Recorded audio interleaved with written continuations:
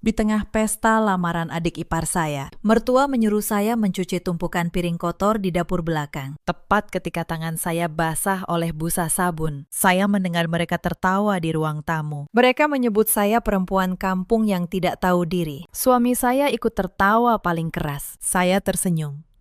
Saya tinggalkan piring kotor itu di wastafel. 1 jam kemudian, saya pastikan seluruh keluarga itu kehilangan rumah yang sedang mereka banggakan. Sebelum kita masuk lebih dalam, sempatkan dulu menulis di kolom komentar. Dari kota mana kalian menonton cerita ini? Jangan lupa tekan tombol like dan subscribe, supaya saya makin semangat menghadirkan kisah yang lebih menarik lagi. Nama saya Anindya Kusuma. Usia saya 33 tahun. Di mata keluarga suami, saya hanya seorang perempuan kampung dari Wonosobo yang beruntung dinikahi anak mereka. Mereka mengira saya tidak punya apa-apa. Mereka mengira saya bodoh. Mereka mengira saya hidup menumpang di rumah mewah ini karena belas kasihan. Mereka salah besar. Tapi biarkan saya ceritakan dari awal. Biarkan kalian melihat sendiri seberapa dalam saya menahan diri selama 5 tahun ini.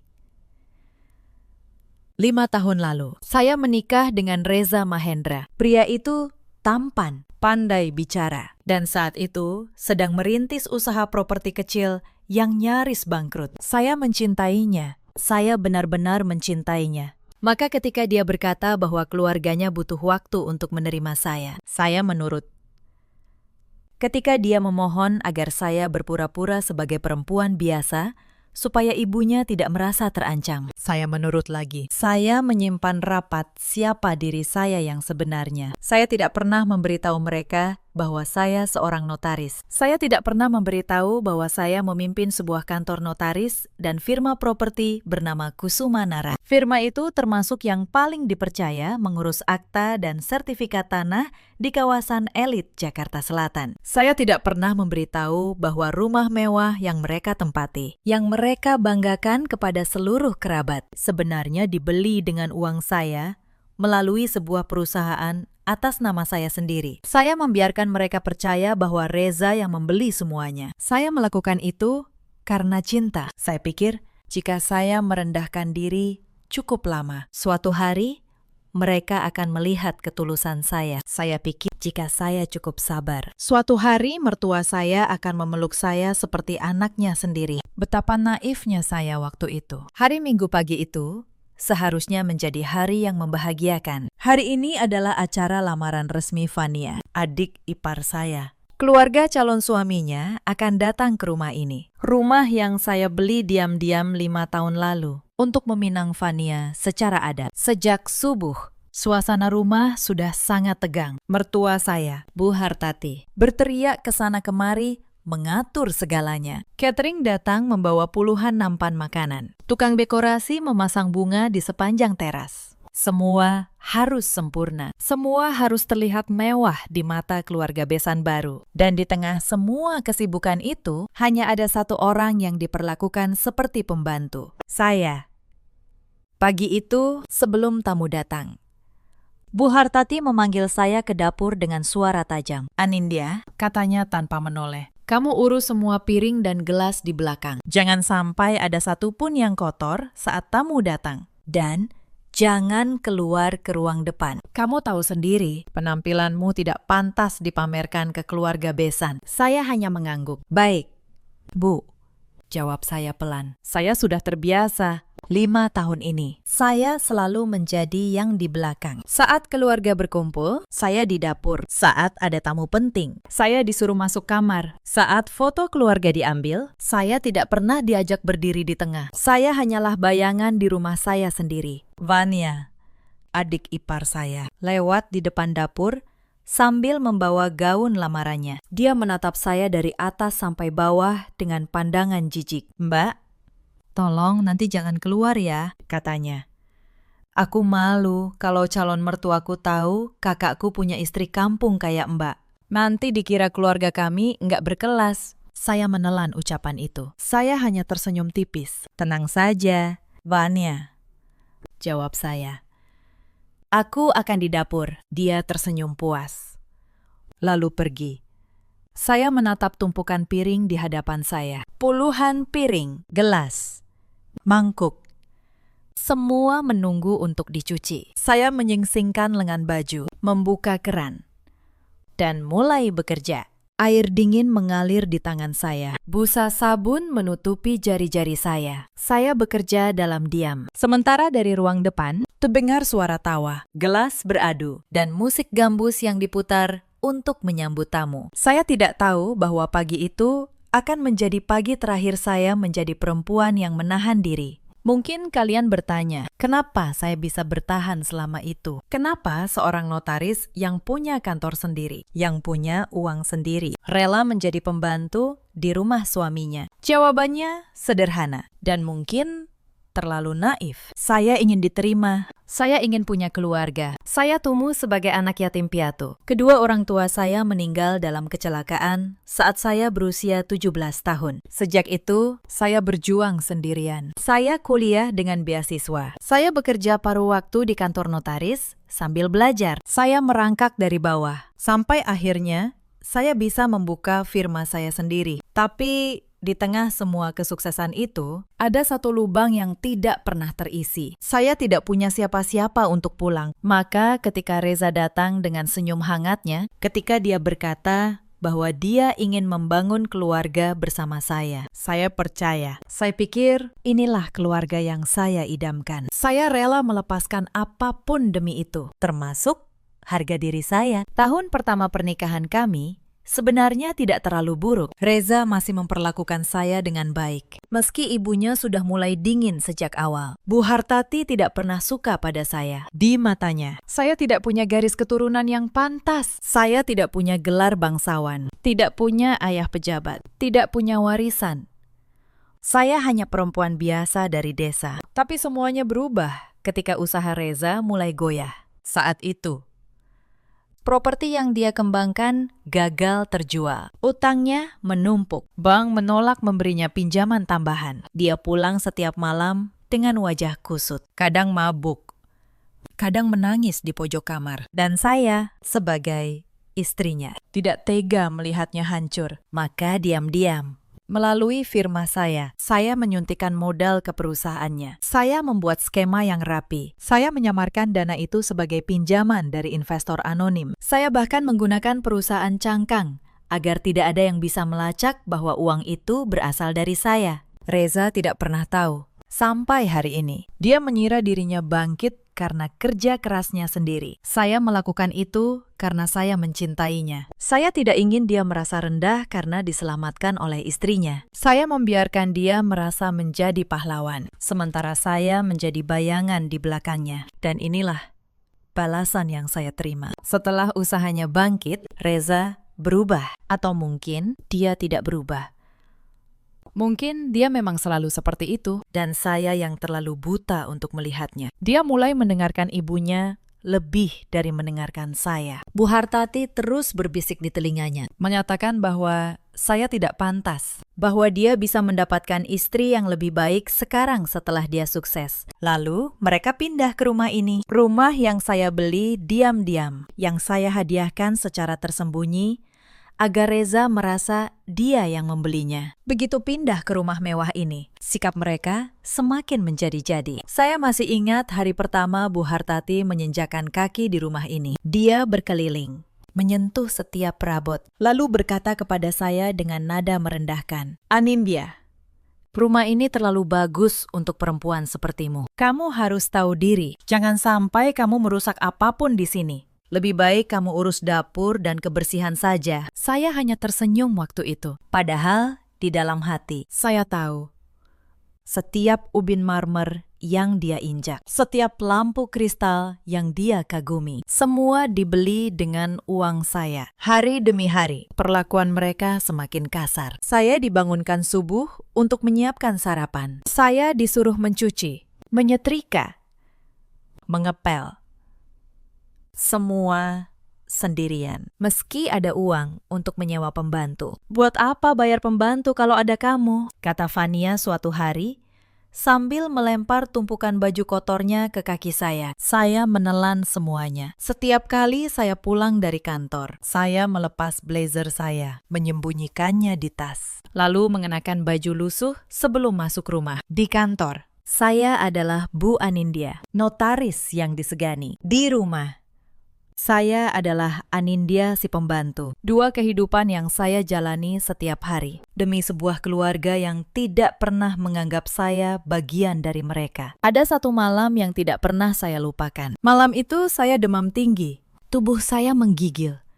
Kepala saya berdenyut. Tapi Bu Hartati tetap menyuruh saya memasak untuk arisannya. Saya memohon agar diizinkan istirahat. Tahu apa jawabannya? Dia berkata, sakit sedikit saja sudah mengeluh. Dasar perempuan manja. Dulu waktu saya muda, melahirkan pun saya tetap masak. Malam itu, saya memasak dengan tangan gemetar, lalu pingsan di dapur. Saat saya siuman, tidak ada satupun yang menengok saya. Reza sedang asik menonton televisi bersama ibunya. Saya bangkit sendiri, membersihkan diri sendiri, dan tidur sendiri. Saat itu, sebenarnya, saya sudah hampir menyerah. Saya hampir memutuskan untuk mengungkap siapa diri saya dan meninggalkan mereka. Tapi saya menahan diri sekali lagi. Saya berkata pada diri sendiri, mungkin mereka hanya butuh waktu. Mungkin suatu hari mereka akan berubah. Saya benar-benar perempuan yang bodoh waktu itu. Dan hari Minggu ini, di tengah pesta lamaran Fania, kebodohan saya akhirnya berakhir. Ada beberapa kejadian dalam 5 tahun itu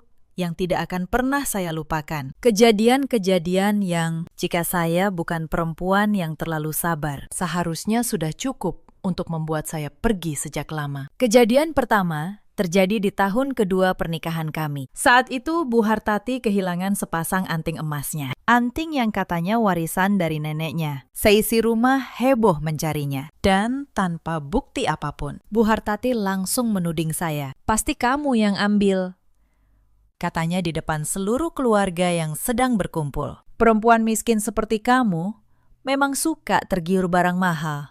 Mengaku saja, kamu jual kemana antingnya? Saya berdiri membeku. Saya bersumpah, saya tidak menyentuh anting itu. Tapi tidak ada yang percaya. Reza, suami saya, bahkan tidak membela saya. Dia hanya berkata, Anindya, kalau memang kamu ambil, kembalikan saja. Jangan bikin malu. Saya menangis malam itu. Bukan karena dituduh mencuri, tapi karena suami saya, orang yang seharusnya paling mengenal saya, dengan mudahnya percaya bahwa saya pencuri. 3 hari kemudian, pembantu menemukan anting itu terselip di balik bantal sofa. Bu Hartati sendiri yang lupa menaruhnya di sana. Tahu apa yang dia katakan saat anting itu ditemukan? Tidak ada permintaan maaf. Dia hanya berkata, untung ketemu. Kalau tidak, sudah saya laporkan polisi. Tidak ada satupun yang meminta maaf kepada saya. Seakan menuduh saya pencuri adalah hal yang wajar. Kejadian kedua lebih menyakitkan. Itu terjadi saat ulang tahun Bu Hartati yang ke-60. Saya dengan susah payah membuatkan kue ulang tahun untuknya. Saya bangun jam 3 pagi, memanggang kue itu dengan tangan saya sendiri, menghiasnya dengan hati-hati. Saya ingin menunjukkan bahwa saya menyayanginya, meski dia tidak pernah menyayangi saya. Saat saya membawa kue itu ke hadapannya, dengan disaksikan banyak tamu, Bu Hartati menatap kue itu, lalu menatap saya. Lalu dia mendorong kue itu hingga jatuh ke lantai. Berantakan, saya tidak butuh kue buatan tangan kasar seperti tanganmu, katanya. Saya mau kue dari toko terkenal, bukan kue kampung. Bersihkan itu sekarang. Saya berlutut, membersihkan pecahan kue di lantai. Di depan puluhan tamu yang menatap dengan iba sekaligus geli. Air mata saya jatuh bercampur dengan krim kue di lantai. Tapi saya tetap diam. Saya tetap bertahan. Kejadian ketiga adalah yang paling membuat saya muak. Vanya, adik ipar saya, suatu kali meminjam mobil saya. Mobil yang saya beli dengan uang saya sendiri, lalu menabrak pagar tetangga. Kerusakannya cukup parah. Dan saat tetangga datang menagih ganti rugi, Vanya dengan entengnya berkata, itu mobil kakak ipar saya. Dia yang harus bertanggung jawab. Dia kan yang punya, saya akhirnya yang membayar semua kerusakan itu. Mobil saya. Kesalahan Vanya. Tapi saya yang menanggung, dan tidak ada satupun ucapan terima kasih. Yang ada hanya Fania yang berkata, "Untung ada Mbak Anindya. Lumayan, ada yang bisa disuruh bayar. Lumayan, ada yang bisa disuruh." Itulah posisi saya di keluarga ini. Bukan istri, bukan menantu, bukan kakak ipar. Hanya seseorang yang lumayan, ada untuk disuruh dan dimanfaatkan. Saya menyimpan semua luka itu rapat-rapat. Saya kubur dalam-dalam, sambil terus berharap pada keajaiban yang tidak pernah datang. Saya pikir cinta saya akan meluluhkan mereka. Saya pikir pengorbanan saya akan membuka mata mereka. Tapi kebaikan yang diberikan kepada orang yang salah hanya akan dianggap kelemahan. Dan kelemahan di mata orang-orang seperti mereka adalah undangan untuk menginjak lebih dalam. 5 tahun. 5 tahun saya membiarkan diri saya diinjak sambil memegang kunci yang bisa menghancurkan seluruh kerajaan palsu mereka kapan saja. Saya hanya menunggu satu momen di mana mereka menunjukkan wajah asli mereka secara terang-terangan di depan banyak saksi. Dan hari Minggu ini, di pesta lamaran Fania, momen itu akhirnya tiba. Pagi itu, sebelum tamu datang. Sebenarnya sudah banyak kejadian yang menjadi tanda bahwa hari ini akan berbeda. Sejak subuh, Bu Hartati sudah menetapkan banyak aturan. Salah satunya, dia menyita ponsel saya. "Hari ini, kamu tidak boleh main ponsel," katanya. "Saya tidak mau kamu sibuk sendiri sementara ada banyak pekerjaan. Berikan ponselmu. Nanti saya kembalikan setelah acara selesai." Saya menyerahkan ponsel utama saya tanpa banyak bicara. Tentu saja, dia tidak tahu bahwa saya masih menyimpan satu ponsel lagi di laci kamar. Ponsel yang tidak pernah saya pakai di depan mereka. Ponsel yang terhubung langsung dengan firma dan tim hukum saya. Dia mengira telah memutus saya dari dunia luar. Padahal, dia baru saja mempermudah rencana saya. Yang pertama terjadi di dapur saat saya sedang menata gelas. Bu Hartati datang membawa setumpuk taplak meja. "Anindya, semua taplak ini harus disetrika sekarang. 15 helai. Saya mau semuanya licin sempurna sebelum tamu datang jam 11. Saya melirik jam. Saat itu, pukul 9. 15 taplak besar dalam 2 jam. Sambil mengurus piring dan gelas. Itu mustahil. Tapi saya tidak membantah. Saya hanya berkata, "Baik, Bu." Lalu mulai bekerja lebih cepat. Yang kedua terjadi setengah jam kemudian. Fania masuk ke dapur, melihat saya menyetrika, lalu tertawa. "Mbak, setrikaannya jangan asal-asalan ya. Kalau ada yang kusut sedikit saja. Calon mertuaku pasti menilai keluarga kami jorok. Oh iya, dan tolong jangan pakai parfum. Bau dapur lebih cocok untukmu." Saya tidak menjawab. Saya hanya terus menyetrika. Sementara, dalam hati, satu demi satu, saya mencatat setiap penghinaan itu. Yang ketiga, terjadi di kamar mandi tamu. Fania memanggil saya dengan nada memerintah. "Mbak, kamar mandi tamu masih bau. Cepat sikat sampai bersih. Calon mertuaku paling tidak suka kamar mandi kotor. Jangan sampai dia masuk dan menemukan satu noda pun." Saya menyikat lantai dan kloset kamar mandi itu dengan tangan saya sendiri. Sementara dari luar, terdengar suara Fania tertawa bersama teman-temannya. Saat saya keluar dengan tangan masih basah, Fania melihat saya, lalu berkata kepada temannya dengan suara yang sengaja dikeraskan, "Itu kakak iparku. Untung ada dia. Jadi aku tidak perlu repot. Lumayan. Ada babu gratis di rumah." Babu gratis. Kata itu menggema di telinga saya. Tapi saya hanya tersenyum tipis, lalu kembali bekerja. Yang ketiga adalah soal makanan. Menjelang siang, perut saya benar-benar lapar. Saya belum makan apapun sejak subuh. Saya melihat ada sepiring nasi sisa di meja dapur. Saya hendak memakannya. Tapi Bu Hartati masuk, langsung menyambar piring itu dari tangan saya. Itu untuk anjing peliharaan tetangga yang dititipkan. "Kamu mau makan makanan anjing? Tunggu sampai tamu selesai. Baru kamu boleh makan sisa-sisanya." Makanan anjing. Dia menyamakan saya dengan anjing. Dan saya, sekali lagi, hanya menelan ludah dan kembali bekerja. Belum selesai rasa perih itu. Datang penghinaan berikutnya. Saat saya hendak keluar dapur untuk mengambil air, Bu Hartati mencegat saya. "Tunggu," katanya. "Buka kantong celemekmu, saya mau lihat." Saya terdiam. "Untuk apa, Bu?" tanya saya. "Banyak barang berharga di rumah ini hari ini. Perhiasan tamu, amplop, dan barang-barang mahal lainnya. Saya tidak mau ada yang hilang. Apalagi orang sepertimu," katanya, tanpa rasa bersalah sedikit pun. Orang seperti saya, maksudnya orang yang dianggap pencuri hanya karena dianggap miskin. Saya membuka kantong celemek saya. Kosong. Tentu saja kosong. Tapi penghinaan itu tetap menusuk. Dituduh mencuri di rumah yang setiap batanya saya beli sendiri. Bu Hartati menggeledah kantong saya. Tidak menemukan apa-apa. Lalu pergi tanpa sepatah kata maaf. Seakan menggeledah menantunya sendiri seperti maling adalah hal yang biasa. Saat tamu mulai berdatangan, saya disuruh bersembunyi di dapur. Tapi pekerjaan tidak berhenti.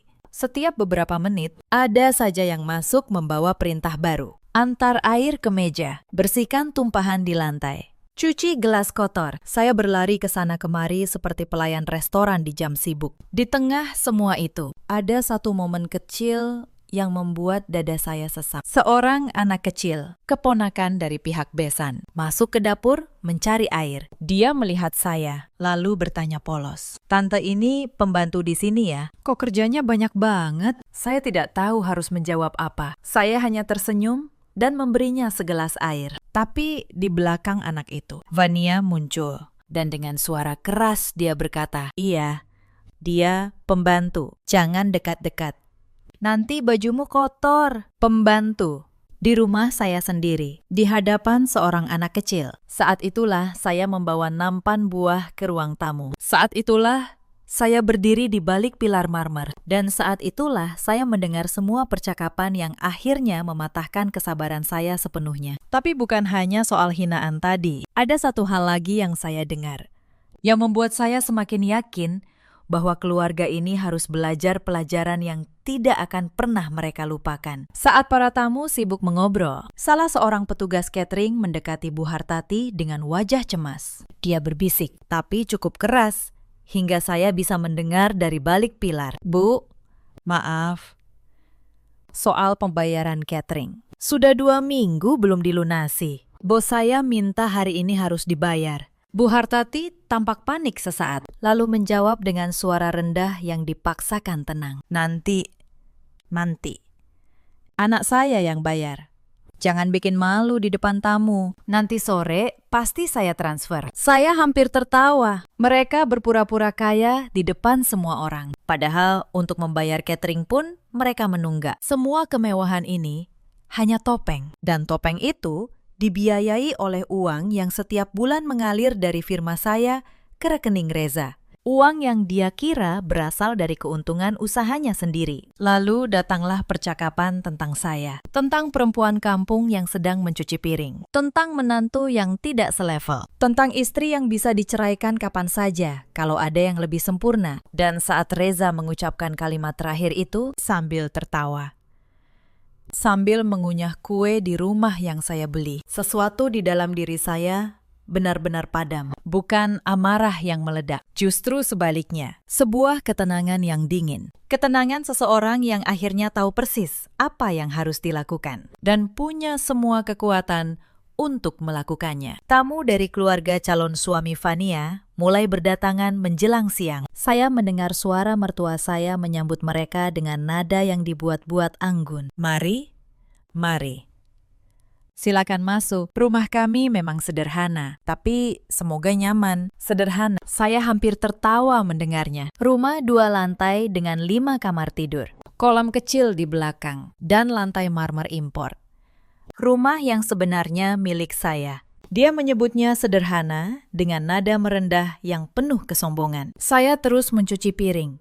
Tumpukan itu seakan tak ada habisnya. Setiap kali saya selesai dengan satu rak, pembantu paruh waktu yang disewa, catering datang membawa rak baru yang kotor. Punggung saya mulai terasa nyeri. Keringat menetes di pelipis saya. Lalu, pintu dapur terbuka. Vania masuk dengan langkah cepat. "Mbak, makanan penutupnya kurang. Cepat siapkan buah-buahan di nampan besar itu. Lalu antar ke meja prasmanan. Tapi ingat, taruh saja di pinggir meja. Jangan sampai tamu lihat mukamu, katanya ketus. Saya mengeringkan tangan.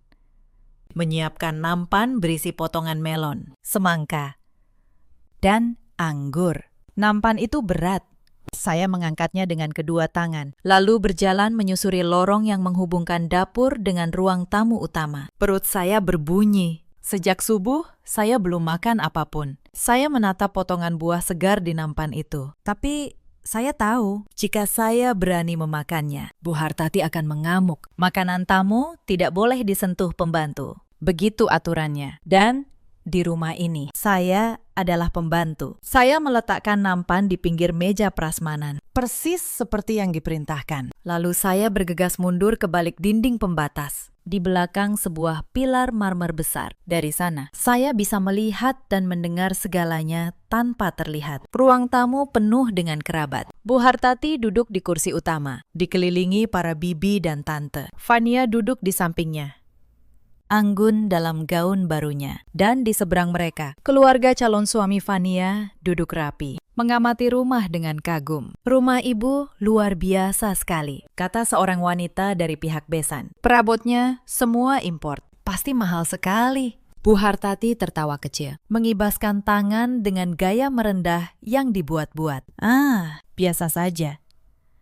Anak laki-laki saya, Reza, yang membelikan rumah ini untuk saya. Dia bilang tidak akan tenang bekerja kalau ibunya tidak hidup nyaman. Dia direktur perusahaan properti. Penghasilannya ratusan juta sebulan. Saya menggenggam erat sisi pilar marmer itu. Direktur, penghasilan ratusan juta. Setiap kata itu adalah kebohongan. Usaha Reza nyaris bangkrut 5 tahun lalu. Yang menyelamatkannya adalah suntikan modal dari firma saya, yang selama ini saya samarkan sebagai pinjaman bank. Beruntung sekali, ibu punya anak sehebat itu, timpal wanita lain. Lalu, di mana istri Reza? Saya dengar dia menikah, tapi kok tidak kelihatan? Pertanyaan itu membuat jantung saya berdegup. Saya menahan napas, menunggu jawaban dari keluarga yang selama 5 tahun ini saya layani dengan sepenuh hati. Bu Hartati memutar bola matanya. Suaranya ditinggikan dengan sengaja. Dibuat lantang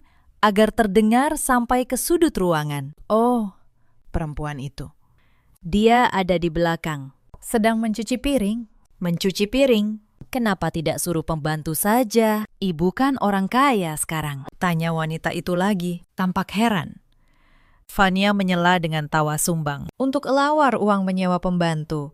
Kalau sudah ada tenaga cuma-cuma di rumah, sudah sepantasnya dia di belakang. Perempuan kampung seperti dia tidak selevel dengan kita yang duduk di ruang tamu. Dia tidak tahu cara bicara dengan orang berkelas. Nanti malah bikin malu keluarga. Darah saya terasa dingin mendengarnya. Hinaan itu diucapkan terang-terangan di depan puluhan pasang telinga, dan tidak ada satupun yang membela saya. Beberapa kerabat justru mengangguk setuju, tersenyum sinis. Memang benar, lanjut Bu Hartati dengan nada makin tinggi. Keluarga kita sekarang sudah kelas atas, sementara perempuan itu cuma lulusan biasa, yatim piatu. Tidak punya warisan sepeser pun. Untung anak saya berbaik hati memungutnya. Kalau bukan karena Reza, dia pasti sudah jadi gelandangan di pinggir jalan. Kata-kata itu meluncur seperti pedang yang menusuk ulu hati saya. Yatim piatu. Itu benar.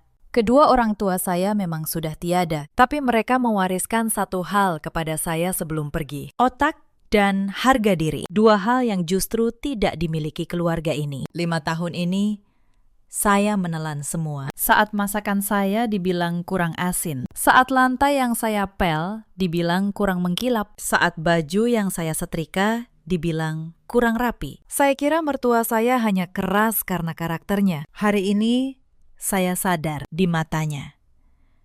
Saya tidak pernah dianggap manusia, tapi rasa sakit itu belum seberapa. Dari arah teras, Reza melangkah masuk. Dia baru selesai merokok bersama paman-pamannya. Dia menyelinap ke tengah kerumunan, lalu mencomot kue kering dari piring saji. Wah, seru bener obrolannya. Sedang membahas apa? Tanyanya sambil terkekeh. Ini, bibi-bibimu menanyakan istrimu, sahut Fania mengejek. Ibu bilang dia lagi asik cuci piring di belakang. Reza tertawa. Dia benar-benar tertawa. Tidak ada secuil pun rasa bersalah di wajahnya. Biarkan saja dia di sana, ucapnya santai sambil mengunyah kue. Dia memang lebih cocok di dapur. Otaknya tidak akan nyambung kalau diajak bicara soal bisnis. Yang dia pahami hanya urusan dapur dan belanja sayur. Biar saja dia mengerti tempatnya di sini. Jari-jari saya mengerat pada tepi nampan, sementara seluruh tubuh saya terasa kebas. Pria yang tadi malam tidur di samping saya. Pria yang mengecup dahi saya tiap pagi sebelum ke kantor. Pria yang seluruh kejayaannya tumbuh di atas uang yang diam-diam saya alirkan. Kini, di hadapan banyak orang, dia meremukkan martabat saya tanpa ragu. Lalu kenapa tidak kau ceraikan saja, Reza? Kata seorang bibi. Cari istri yang lebih sepadan. Anak teman arisan ibu ada yang manajer bank. Jauh lebih cocok untuk pria sukses sepertimu. Reza tersenyum. Pelan-pelan saja untuk sekarang. Lumayan ada yang mengurus rumah gratis tanpa perlu digaji. Urusan mencari istri yang sederajat. Gampang itu nanti setelah saya menemukan sosok yang benar-benar pas. Kalimat itu menjadi batas terakhir kesabaran saya. Jembatan yang selama 5 tahun saya bangun dengan batu bata kesabaran dan semen pengorbanan. Seketika runtuh berkeping-keping. Segala kepedihan, kekecewaan, dan keputusasaan yang sejak tadi menyesaki rongga dada saya seketika menguap begitu saja. Air mata yang sempat menggenang langsung mengering. Sebagai gantinya, sebuah perasaan dingin mulai menyelimuti seluruh tubuh saya. Dingin yang mematikan. Dingin yang hanya dimiliki seseorang ketika dia memutuskan bahwa belas kasihan telah berakhir. Perempuan naif yang selama 5 tahun rela dijadikan alas kaki keluarga ini lenyap pada detik itu pula. Sosok yang kini bersembunyi di balik tiang marmer bukan lagi seorang menantu melarat yang hidup menumpang. Sosok ini adalah pemegang hak penuh atas tiap meter persegi bangunan ini. Penguasa diam yang kapan saja bisa mencabut seluruh kemewahan palsu keluarga ini. Saya tidak jadi maju ke ruang tamu. Saya membalikkan badan, membawa langkah saya kembali ke lorong. Setiap langkah yang menjauh terasa sangat ringan dan mantap. Saya tahu persis apa yang harus saya lakukan. Saat para tamu semakin ramai, percakapan di ruang tamu pun semakin panjang. Saya yang masih bersembunyi di balik tiang marmer, mau tak mau mendengar setiap kalimat yang terlontar. Dan setiap kalimat itu semakin meyakinkan saya bahwa keputusan yang akan saya ambil adalah benar. Seorang bibi dari pihak Bu Hartati, wanita bertubuh gemuk dengan banyak gelang emas di tangannya, menyahut sambil menyipasi diri. Sebenarnya, kata bibi itu, untung Reza tidak punya anak dari perempuan kampung itu. Bayangkan kalau sampai punya cucu. Pasti wajahnya kampungan semua. Malu kita. Beberapa orang tertawa mendengarnya. Tertawa.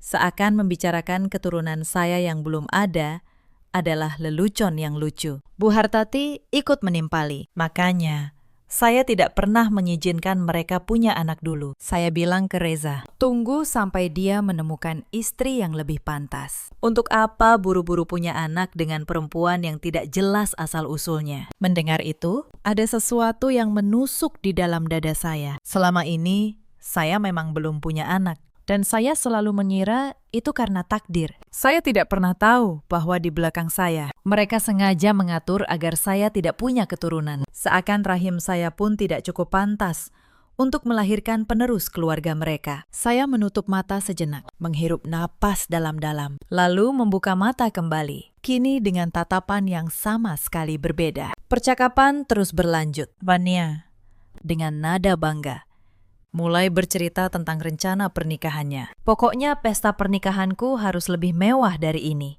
katanya.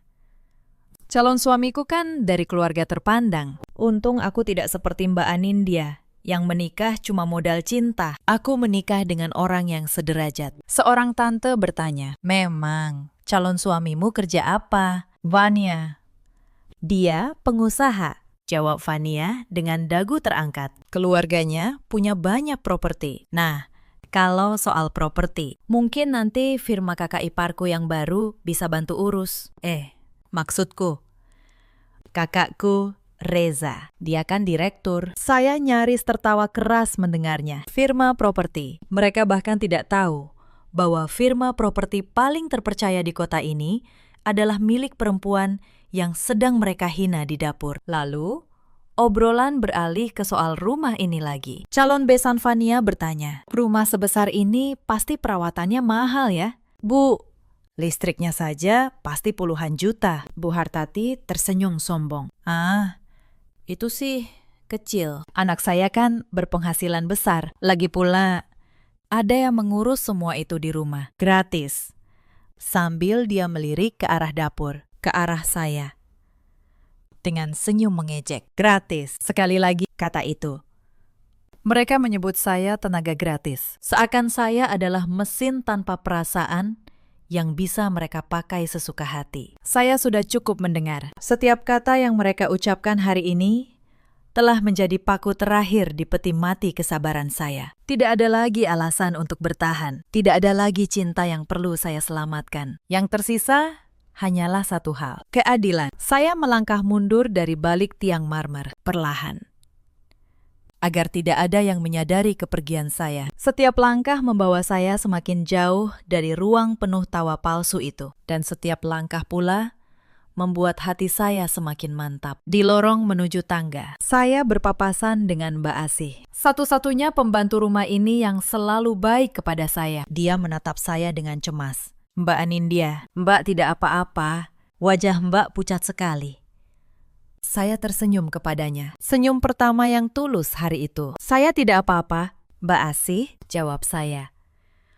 Justru hari ini saya merasa lebih baik dari biasanya. Oh iya, sebaiknya nanti sore Mbak ambil cuti. Percayalah, Mbak tidak akan mau berada di rumah ini sore ini. Mbak Asih menatap saya bingung, tapi dia mengangguk. Saya menepuk bahunya pelan, lalu naik ke kamar. Karena sebentar lagi, rumah ini akan menyaksikan sesuatu yang tidak akan pernah dilupakan oleh siapapun yang hadir. Sebelum saya turun ke ruang tamu, saya berdiri sejenak di depan jendela kamar. Dari sana saya bisa melihat halaman depan, tempat mobil-mobil mewah para tamu terparkir. Saya menarik napas panjang. 5 menit. Saya memberi waktu 5 menit kepada Pak Dirga untuk tiba. Selama 5 menit itu, saya membuka laptop saya, masuk ke sistem keuangan firma, dan satu persatu, saya hentikan setiap aliran dana yang selama ini menopang hidup mewah keluarga ini. Yang pertama,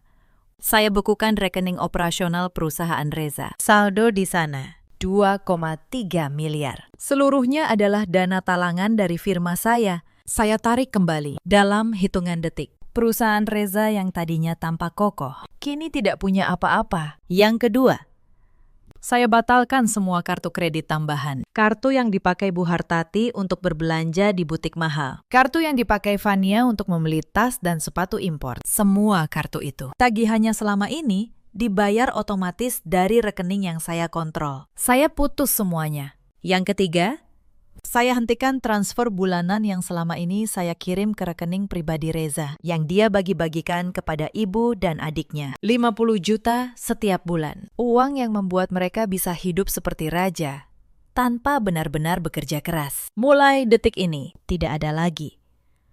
Setelah semuanya selesai, saya menutup laptop. Saya merasa ringan. Sangat ringan. Seolah beban 5 tahun baru saja terangkat dari pundak saya. Lalu saya turun.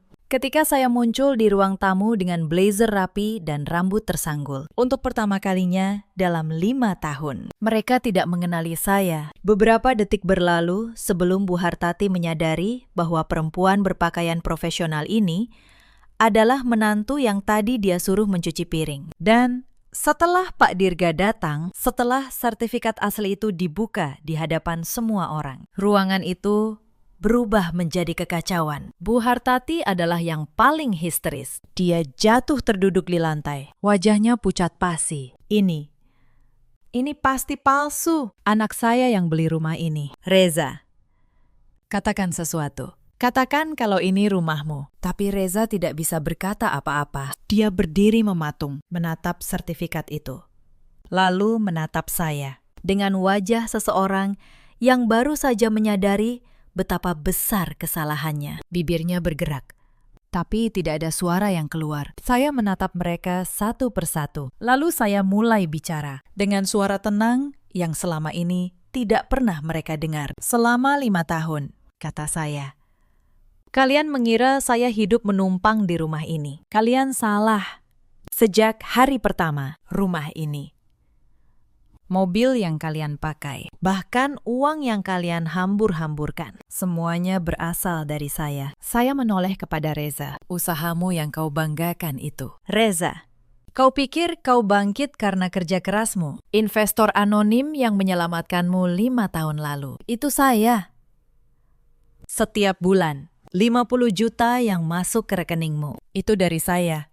Perusahaanmu hidup karena infus dana dari firma saya. Dan tadi pagi, saya cabut semua infus itu. Sekarang, perusahaanmu sudah mati. Wajah Reza memucat. Tidak mungkin, gumamnya. Tidak mungkin kamu. Saya notaris. Reza, kata saya. Pemilik firma, Kusumanara. Firma yang mengurus akta properti separuh pengusaha besar di kota ini. Sementara kau dan ibumu dan adikmu sibuk menyuruh saya mencuci piring. Saya adalah orang yang menandatangani dokumen-dokumen miliaran rupiah setiap hari. Fania menggeleng-geleng. Air matanya mulai jatuh. Tidak. Tidak mungkin. Mbak cuma perempuan kampung. Mbak bohong. Saya menghampirinya. Perempuan kampung ini, kata saya pelan, adalah orang yang membayar ganti rugi saat kau menabrak pagar tetangga. Perempuan kampung ini yang membeli rumah tempat kau merayakan lamaran hari ini. Dan perempuan kampung ini, Vania, yang setiap bulan membiayai gaya hidupmu yang kau pamerkan di media sosial. Vania terduduk. Gaun lamarannya kusut. Riasannya luntur oleh air mata. Saat itulah keluarga calon suami Vania, yang sejak tadi menyaksikan semuanya dengan ngeri, mulai berdiri. Calon mertua Vania, seorang wanita berwibawa, menatap Bu Hartati dengan dingin. Bu Hartati, katanya, kami datang ke sini dengan niat baik untuk meminang Vania. Tapi yang kami lihat hari ini adalah sebuah keluarga yang penuh kebohongan dan kesombongan. Keluarga yang tega memperlakukan menantunya sendiri seperti budak. Maaf, kami tidak bisa membiarkan anak kami masuk ke keluarga seperti ini. Lamaran ini kami batalkan. Tidak, jerit Panye. Merangkak mengejar mereka. Jangan, saya mohon. Ini semua salah paham, tapi keluarga itu sudah keluar dari pintu, meninggalkan Vania yang menjerit di lantai. Impian pernikahannya hancur dalam sekejap. Di atas reruntuhan kesombongan keluarganya sendiri, Reza, dengan tangan gemetar, mencoba mendekati saya. Anindya, dengarkan aku. Aku khilaf, aku salah, aku akan berubah. Kita keluarga, kan? Kita bisa perbaiki ini bersama. Aku mencintaimu, sungguh. Saya menatapnya. Untuk sesaat, ada bagian kecil dalam hati saya yang teringat pada pria yang dulu saya cintai. Tapi bagian itu sudah mati, dibunuh oleh tawanya tadi. Saat dia berkata bahwa otak saya hanya cukup untuk harga cabai dan bawang. Cinta, kata saya. Kau bicara soal cinta.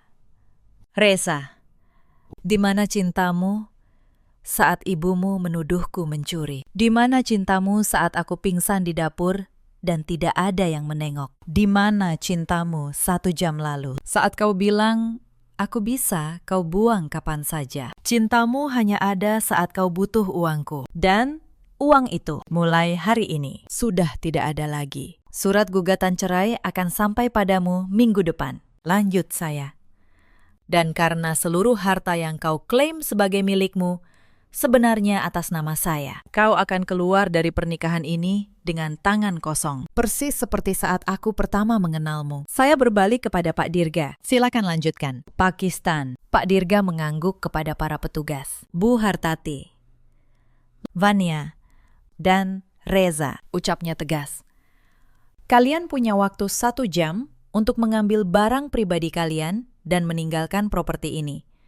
Setelah itu, kunci akan diganti. Bu Hartati menjerit histeris, mencengkeram lengan saya. Anindya, kau tidak bisa melakukan ini. Kau menantu durhaka. Karma akan mengutukmu. Kau tidak bisa membiarkan ibu mertuamu di jalanan. Saya menatapnya tanpa emosi. Bu, kata saya. 1 jam lalu, ibu bilang saya pasti sudah jadi gelandangan kalau bukan karena anak ibu. Hari ini.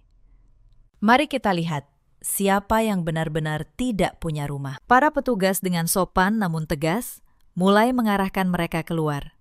Bu Hartati meronta, berteriak tentang karma dan kutukan. Fania menangis sambil berusaha membawa serta tas-tas mahalnya yang ternyata dibeli dengan kartu kredit yang baru saja saya bekukan. Reza berjalan paling belakang, terus menoleh, menggumamkan permintaan maaf yang sudah tidak ada artinya. Pintu rumah tertutup, keheningan kembali. Pak Dirga menoleh kepada saya, tersenyum tipis, eksekusi yang sangat bersih. Bu, saya yakin setelah hari ini, mereka tak akan punya nyali untuk mendekati hidup Anda lagi. Terima kasih, Pak Dirga, jawab saya. Anda telah bekerja dengan sangat baik. Saya berjalan menuju jendela besar di ruang tamu. Dari sana, saya melihat 3 sosok yang terhuyung keluar dari gerbang rumah. Tidak ada mobil mewah yang menjemput, tidak ada rumah megah yang menanti. Mereka berjalan kaki di bawah terik matahari, membawa serta kesombongan yang kini tidak lagi laku ditukar dengan sebungkus nasi. Cerita ini mengajarkan satu hal. Uang tidak pernah bisa membeli kelas, dan hinaan yang kita lempar kepada orang yang terlihat lemah suatu hari akan kembali dengan harga yang jauh lebih mahal. Ada banyak perempuan di luar sana yang seperti saya dulu. Perempuan yang menahan hinaan demi cinta, yang merendahkan diri, berharap suatu hari dihargai. Kepada kalian, saya ingin berkata, ketulusan bukan berarti membiarkan diri diinjak. Kesabaran ada batasnya, dan harga diri, sekali kalian relakan, akan sangat sulit kalian ambil kembali. Ada juga banyak suami seperti Reza di luar sana. Pria yang lupa siapa yang berdiri di belakangnya saat dia tidak punya apa-apa. Pria yang mengira kesetiaan adalah kelemahan. Mereka akan mengerti terlambat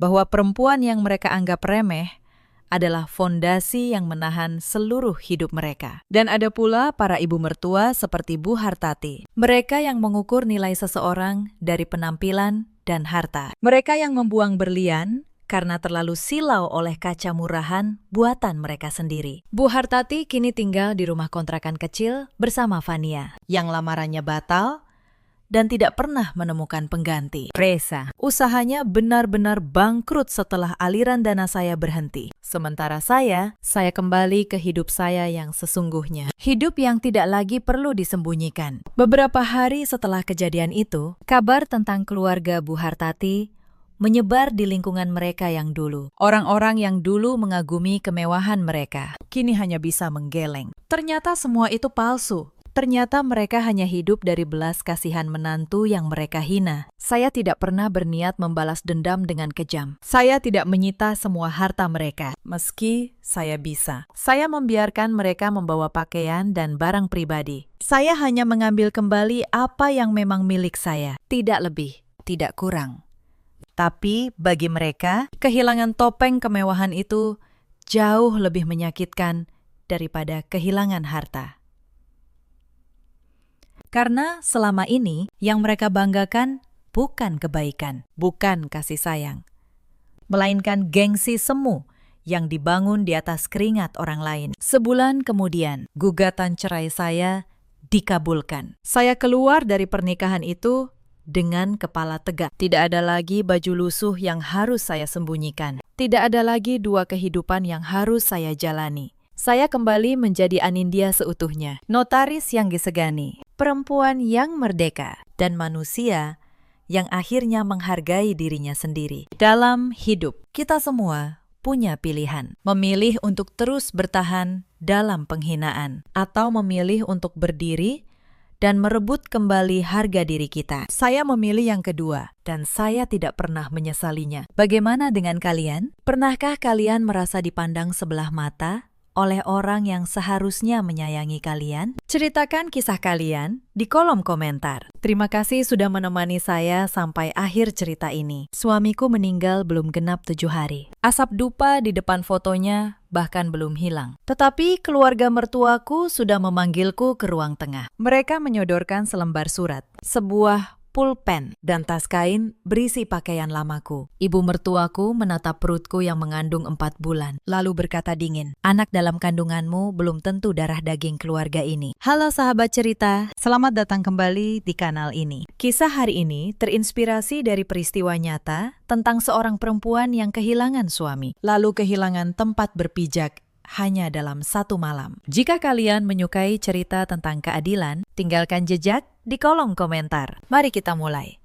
Namaku Dewi Lestari, 28 tahun. Aku tidak punya pekerjaan tetap, hanya mengurus rumah dan menunggu suamiku pulang. Sudah 3 tahun aku menjadi istri Budi. Aku percaya selama suami istri sehati, kesulitan apapun bisa dilewati. Budi pria yang sangat baik. Ia tidak banyak mengumbar kata manis, tetapi hidupnya lurus dan penuh tanggung jawab. Hari ketika tahu aku hamil, ia bahagia sampai tidak bisa tidur. Ia menggenggam tanganku erat. Apapun yang terjadi, jaga anak kita. Dia darah dagingku, dan dia akan jadi kekuatanmu. Waktu itu aku memarahinya karena bicara yang tidak-tidak. Siapa sangka kalimat itu menjadi pesan terakhir yang paling kuingat. Kecelakaan itu terjadi pada sore yang kelabu. Budi mengantar dokumen proyek kepada klien.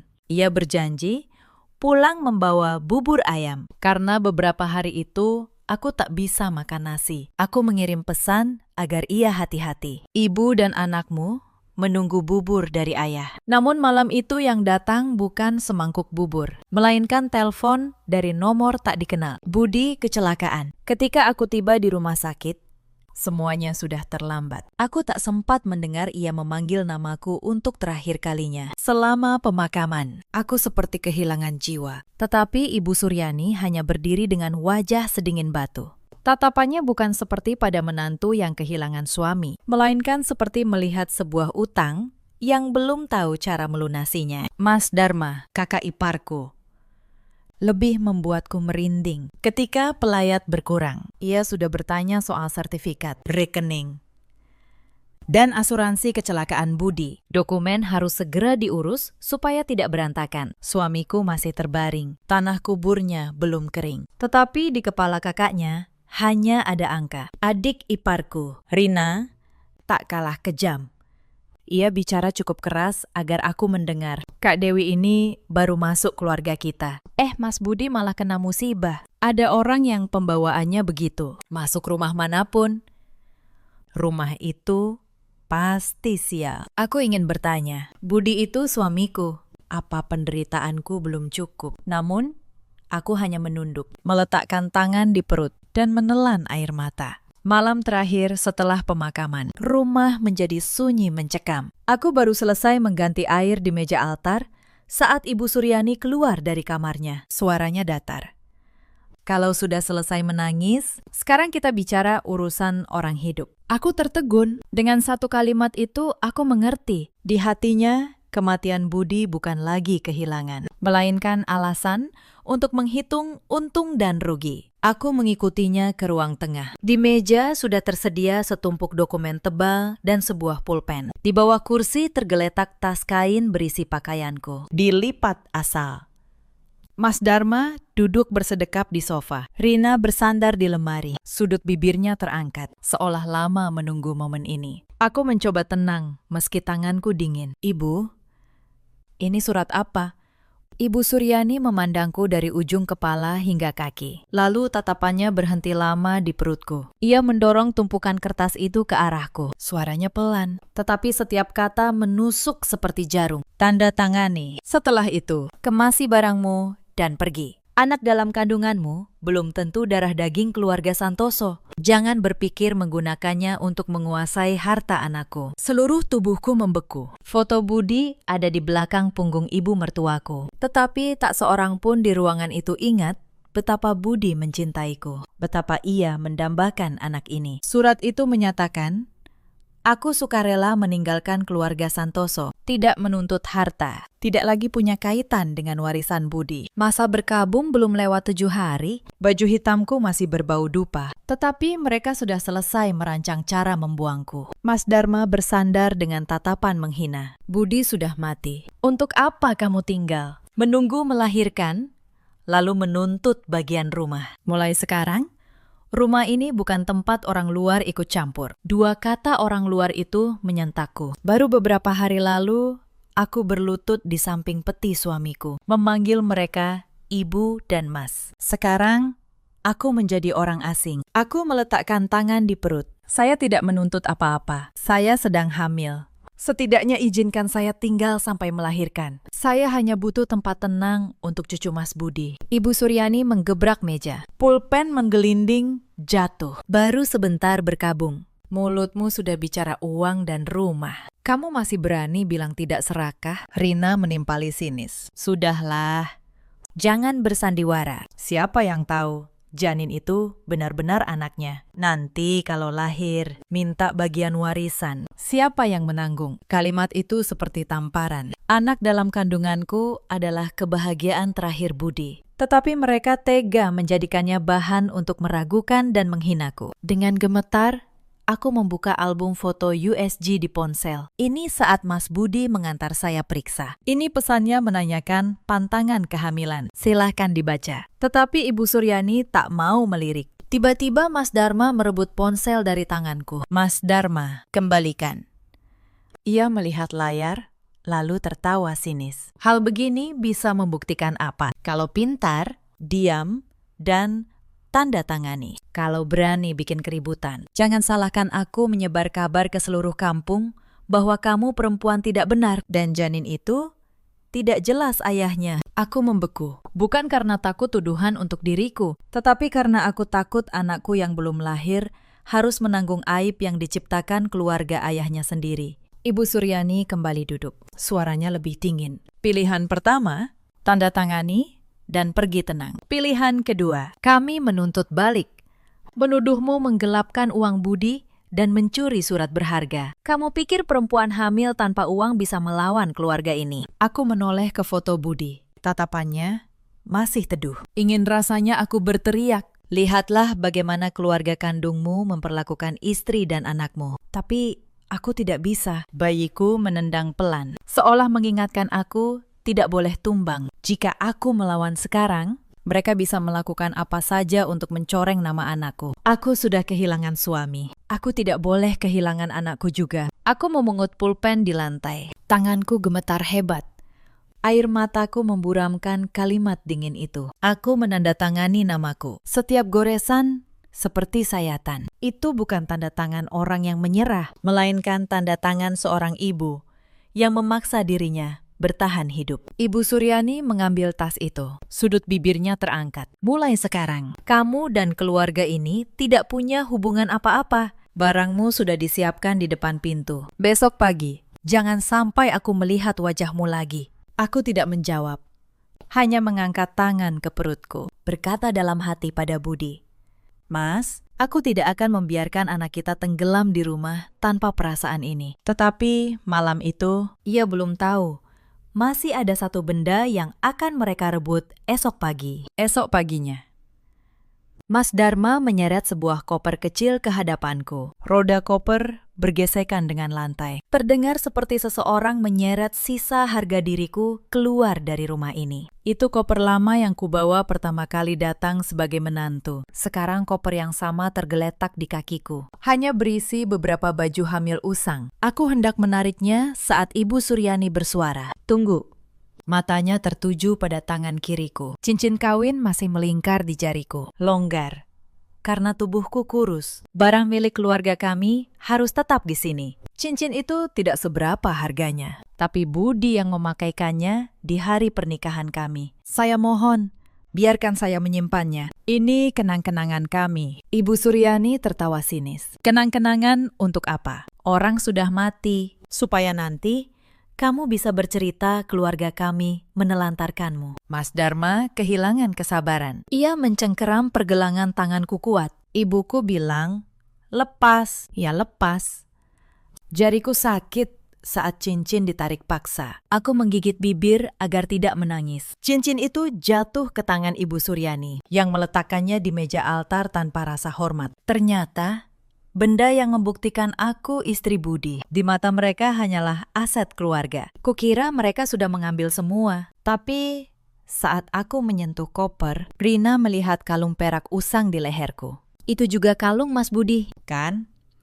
Lepas sekalian, aku menutupi liontin itu dengan tangan. Kalung itu Budi berikan saat kami tahu aku hamil. Liontinnya kecil, berukir burung yang mengepakkan sayap. Budi bilang, itu hadiah teman lama, berharga karena kenangannya. Rina melangkah maju. Suaranya tajam. Barang kakakku harus ditinggal. Jangan biasa mengambil semua yang kamu lihat. Kali ini, entah dari mana datangnya kekuatan. Aku mundur selangkah dan menggenggam erat kalung itu. Aku menatap lurus ke arahnya. Untuk pertama kalinya, tidak menghindar. Suaraku gemetar, tetapi tegas. Ini Mas Budi sendiri yang memberikannya. Siapapun yang ingin mengambilnya, langkahi dulu mayat ibu dan anak ini. Ruangan hening sejenak. Mereka tak menyangka seseorang yang baru dipaksa menandatangani surat dan direbut cincinnya masih berani sekeras itu. Mas Dharma hendak maju, tetapi Ibu Suryani melambaikan tangan penuh penghinaan. Sudahlah, barang perak butut begitu, paling laku berapa? Biarkan dia bawa. Cepat pergi. Aku menarik koper menuju pintu. Setiap langkah terasa seperti menginjak pecahan kaca. Mas Dharma membuka pintu, menggerakkan dagunya. Pergi. Jangan berpura-pura kasihan. Gerbang besi dibanting menutup di belakangku. Kunci berbunyi klik, seperti pernyataan, aku tidak punya jalan kembali. Aku berdiri di luar gerbang. Satu tangan menyeret koper, satu tangan memeluk perut. Sebelum pintu utama tertutup, kudengar bisikan Mas Dharma pada ibunya. Biarkan dia pergi, tanpa uang, tanpa rumah. Cepat atau lambat, pasti kembali memohon. Saat itu, suruh tanda tangan apapun, pasti dia mau. Ibu Suryani menanggapinya dengan tawa kecil. Lebih dingin dari hujan malam. Aku menatap rumah itu. Baru kemarin rasanya. Tempat ini tempatku memasak untuk Budi. Menunggunya pulang larut. Tapi hanya setelah satu pemakaman. Semua ikatan telah mereka ukur dengan uang asuransi dan hak waris. Aku berdiri di bawah gerimis cukup lama. Lalu menarik koper, meninggalkan gang itu. Aku tidak tahu kemana tujuanku. Hanya tahu aku tidak boleh tumbang di sini. Aku berbisik ke perutku. Maafkan ibu. Ya, mulai sekarang hanya ada kita berdua. Anehnya, di tengah dingin yang menusuk. Liontin kalung Budi di dadaku terasa sedikit hangat. 2 bulan setelah meninggalkan rumah keluarga Santoso, aku menyewa kamar kontrakan kecil di ujung kota. Dindingnya lembab, atap sengnya rendah. Saat hujan, air merembes membentuk garis di lantai semen. Setiap malam, sambil mendengar tikus berlari di langit-langit, aku berkata pada diri sendiri, setidaknya tempat ini masih melindungi kami berdua. Aku menerima jahit borongan dari konveksi kecil dekat pasar. Upahnya hanya beberapa puluh ribu rupiah. Tapi aku tidak berani mengeluh. Di dompet hanya tersisa cukup untuk beberapa butir telur dan sebungkus mie instan. Aku menghitung setiap 1.000 rupiah. Agar besok masih punya uang untuk susu hamil. Aku tidak berani pulang ke rumah orang tuaku. Ibuku punya penyakit jantung. Ayahku baru stroke ringan tahun lalu. Jika tahu putrinya diusir dalam keadaan hamil, mereka tidak akan sanggup menanggungnya. Setiap kali ibu menelpon, aku menggigit bibir dan membuat suaraku ceria. Baik kok. Bu, ada kebohongan yang diucapkan bukan untuk menutupi kesalahan, melainkan untuk melindungi orang yang kita sayangi. Keluarga mertuaku tidak hanya mengusirku. Mereka menyebar kabar bahwa aku membawa kabur uang Budi, lalu menghilang. Suatu hari di pasar, kenalan lama mertuaku sengaja bicara keras. Perempuan zaman sekarang mengerikan. Suami baru meninggal, sudah merencanakan jalan sendiri. Ternyata, dalam cerita yang mereka sebar, aku bukan istri yang diusir, melainkan perempuan tamak yang kabur setelah menguras harta. Aku pernah datang ke kantor lama Budi, menanyakan sisa gaji dan asuransinya. Petugas berkata canggung, berkas Pak Budi sudah ada, pihak keluarga yang mengurus pencairannya. Siapa? Ibu atau kakak iparnya? Ia menghindar.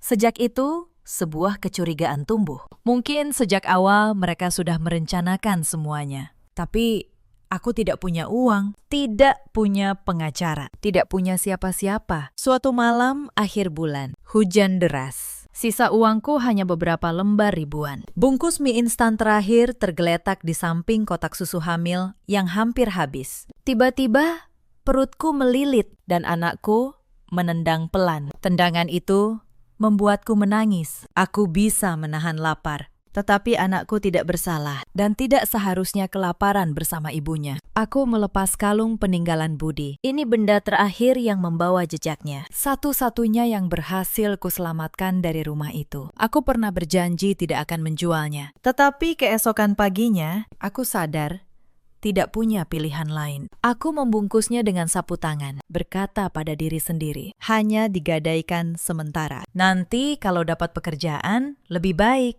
Aku pasti menebusnya. Orang-orang di kontrakan pernah menyebut tempat gadai bernama Gadai Mulia. Gadai terbesar di kota ini. Pemiliknya, Pak Hartono. Kabarnya dulu preman besar, sangat galak.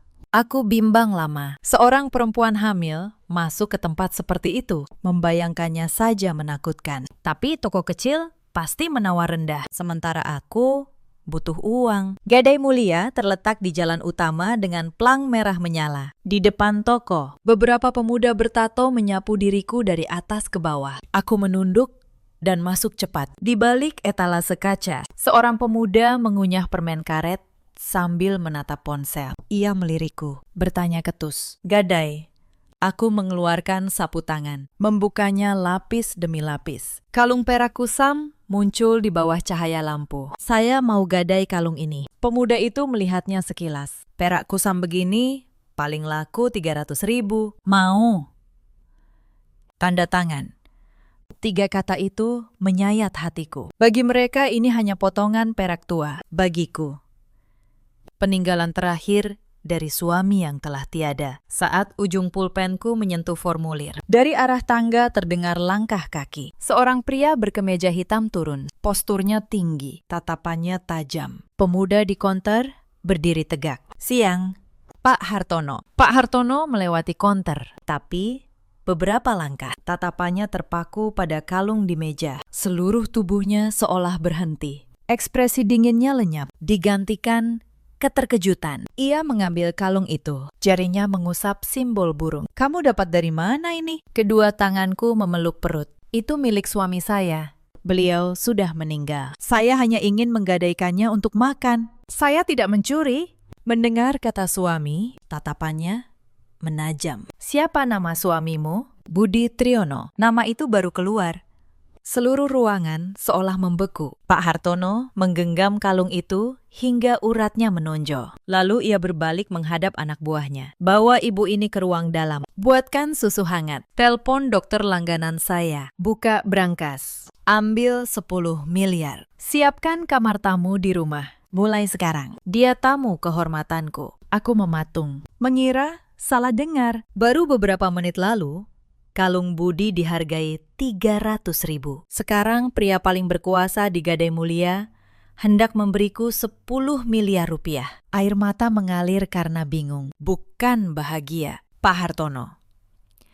Kenapa Bapak kenal suami saya? Ia menunduk menatap Riontin, suaranya rendah.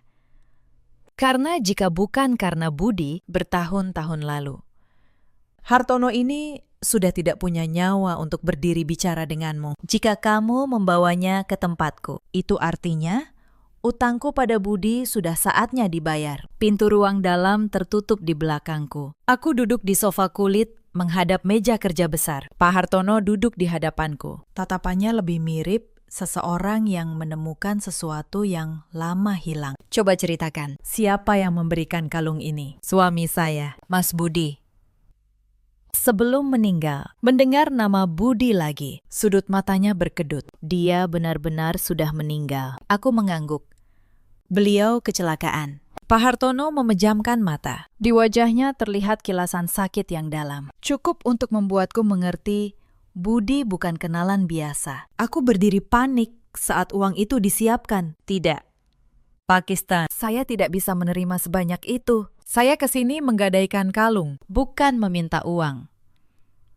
Tiba-tiba, Pak Hartono menggebrak meja, tetapi nadanya bukan memarahiku, melainkan ketidakadilan yang menimpaku. Kamu tidak boleh terpojok sampai harus menggadaikan benda ini untuk beberapa ratus ribu. Sejak Budi meninggal, tidak pernah ada yang berkata begitu padaku. Orang-orang hanya meragukan, mengusir, memfitnah. Tidak ada yang bertanya bagaimana aku bertahan hidup. Pak Hartono mengeluarkan map tipis dari laci, tetapi belum membukanya. Aku tidak ingin bicara gegabah sebelum punya bukti. Tapi, siapkan mentalmu. Kematian Budi mungkin tidak sesederhana yang kamu kira. Napasku tertahan. Selama 2 bulan aku mencoba menerima bahwa suamiku malang karena kecelakaan. Tapi teman lamanya justru mengatakan kematian itu bermasalah. Maksud Bapak? Pak Hartono menatap kalung di tanganku. Budi bukan orang yang ceroboh saat berkendara. Dan ada orang-orang yang hanya menunggu dia jatuh untuk merampas semua milikmu dan anakmu. Kalimat itu seperti petir di hati. Untuk pertama kalinya, rasa sakit kehilangan suamiku berubah menjadi kecurigaan yang jauh lebih menakutkan. Pak Hartono kembali duduk, bahunya turun. Tatapannya menerawang. Dulu aku dan Budi satu angkatan di universitas. Keluarganya miskin, ayahnya kuli. Ibunya penjual sayur. Saat ayahnya sakit parah dan biaya obat menumpuk, aku nyaris berhenti kuliah. Lalu Budi diam-diam memberikan amplop berisi seluruh tabungannya. Ia hanya berkata, uang masih bisa dicari. Orang tua tidak ada duanya. Tanpa dia, ayahku mungkin tidak selamat malam itu. Bertahun-tahun kemudian, setelah punya sedikit uang, ia bertemu Budi lagi. Sebelum berpisah, ia melepas kalung yang dipakainya dan memberikannya pada Budi. Kamu simpan ini. Siapapun yang melihatnya akan tahu ini tandaku. Kapanpun kamu atau keluargamu kesulitan, tunjukkan ini, akan kubayar dengan nyawaku. Aku menyentuh leherku, tempat kalung itu biasa melingkar. Ternyata benda yang kukira hanya kenang-kenangan usang, membawa janji yang begitu berat. Saat Budi memakaikannya di leherku, ia tidak hanya memberiku benda. Ia diam-diam meninggalkan sebuah jalan keluar untukku dan anak kami. Pak Hartono mengeluarkan map tipis, tetapi menahan tangannya di atasnya. Aku tidak ingin bicara gegabah sebelum punya bukti. Tapi Budi bukan orang yang ceroboh saat berkendara. Dan ada orang-orang yang hanya menunggu dia jatuh untuk merampas semua milikmu dan anakmu. Kalimat itu seperti petir di hati. Aku teringat Mas Dharma yang berkata cepat saat pemakaman. Semua urusan sudah selesai, jangan diungkit. Ibu Suryani juga bilang, aku jangan banyak bertanya. Dulu kupikir mereka kasihan. Sekarang setiap kata itu berubah menjadi duri. Mulai sekarang, hati-hati. Lanjutnya, jangan hubungi mereka. Jangan biarkan mereka tahu kamu di mana. Jika mereka tidak bersalah, kita akan tahu. Tapi, jika terlibat, mereka akan menunjukkan belangnya sendiri. Aku menggenggam erat liontin di tanganku. Jika benar ada yang mencelakai Mas Budi, sepahit apapun kebenarannya, saya harus tahu. Pak Hartono mengangguk. Baik, tapi jika ingin mencari kebenaran, kamu tidak boleh lemah hati di hadapan orang jahat. Baru saja aku selesai bicara. Pintu ruang dalam diketuk cepat. Anak buahnya membuka pintu. Wajahnya tegang. Berbisik. Tapi aku masih mendengar beberapa kata. Keluarga mertuanya datang. Raut tenang Pak Hartono lenyap, digantikan ketajaman orang yang terbiasa menangani bahaya. Dari celah pintu, kudengar teriakan, "Mana perempuan itu? Suruh dia keluar." Itu suara Mas Dharma. Aku membeku. Kenapa mereka bisa tahu aku di sini? Aku baru tiba. Belum sampai 1 jam. Mas Dharma menggedor kaca. Suaranya melengking. Aku tahu dia di dalam. Perempuan itu mencuri barang dari rumah kami. Aku gemetar. Bukan karena takut ditangkap, tapi karena mereka sudah siap memutarbalikkan fakta. Aku hanya membawa 1 kalung peninggalan suamiku yang ia berikan sendiri. Tapi mereka bisa dengan mudah menuduhku mencuri. Pak Hartono berdiri di luar. Suaranya berat dan dingin. Siapa yang mengizinkan kalian membuat keributan di depan tokoku? Suara Mas Dharma. Perempuan di dalam itu istri adikku. Dia mencuri, lalu kabur. Kalian yang menyembunyikannya berarti ikut berkomplot. Terdengar tawa pelan Pak Hartono. Mencuri. Ada surat laporannya atau hanya asal bicara? Aku tidak butuh surat laporan. Kalau aku bilang dia mencuri, ya dia mencuri. Serahkan dia. Pintu terbuka. Pak Hartono masuk. Duduk di sini, jangan keluar. Aku menggeleng. Mereka mencari saya akan jelaskan. Ia memotong.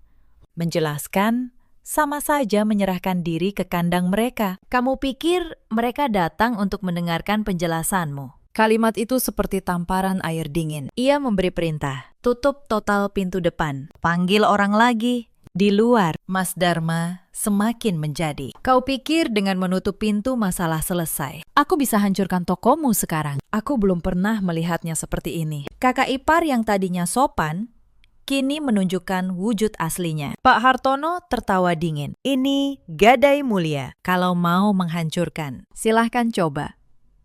Hanya satu kalimat. Suasana di luar berubah. Beberapa saat kemudian, langkah kaki menjauh. Hanya umpatan samar yang menghilang. Aku menghela napas panjang.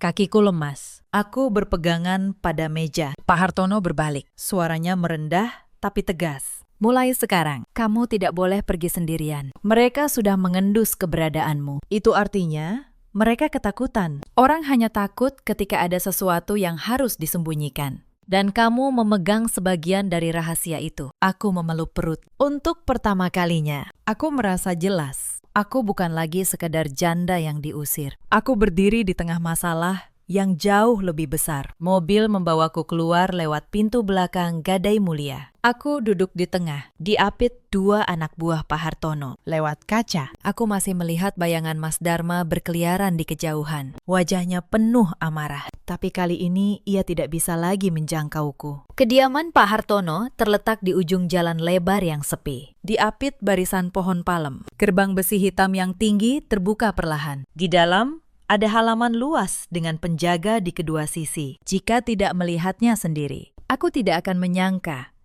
pria yang dirumorkan galak itu tinggal di tempat setenang ini. Di ruang makan sudah terhidang bubur hangat, ikan kukus, sayur bening, dan segelas susu hamil yang masih mengepul. Selama 2 bulan, aku terbiasa menghitung setiap bungkus mie. Sekarang, di hadapanku ada hidangan layak, tapi aku justru tidak tahu bagaimana memulainya. Pak Hartono berdiri di sampingku. Makan. Mencari kebenaran juga butuh tenaga. Aku menyuap sesendok bubur, hangat dan lembut, tapi baru beberapa suap. Air mataku jatuh. Pak Hartono tidak bertanya kenapa. Mungkin ia mengerti. Terkadang orang menangis bukan karena penderitaan bertambah, melainkan karena untuk pertama kalinya setelah sekian lama, ada seseorang yang memperlakukannya sebagai manusia. Sore harinya, ia membawaku ke ruang kerja. Di atas meja, beberapa map